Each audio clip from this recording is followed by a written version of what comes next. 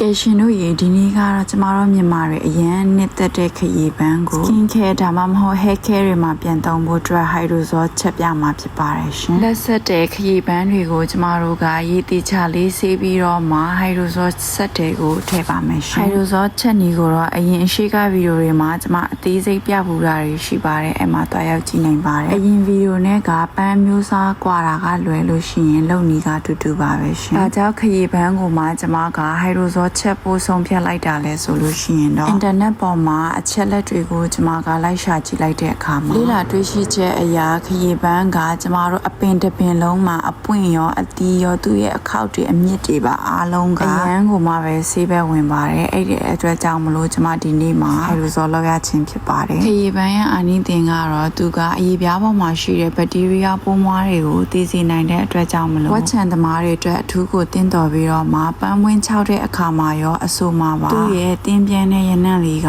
ကျမတို့သုံးဆွဲတဲ့အခါမှာစိတ်ကိုလည်းကြည်လင်စေပါတယ်ရှင်အခြားအသားရည်အတွက်အကျိုးပြုစေတဲ့အကျိုးကျေးဇူးတွေလည်းအများကြီးရှိပါသေးတယ်ရှင်အားလုံးကိုကျေးဇူးတင်ပါတယ်နောက်ထပ်ဗီဒီယိုတွေမှာကျမနဲ့တူတူထပ်တွေ့ကြပါအောင်မယ်ရှင်ကျေးဇူးပါဘိုင်ဘိုင်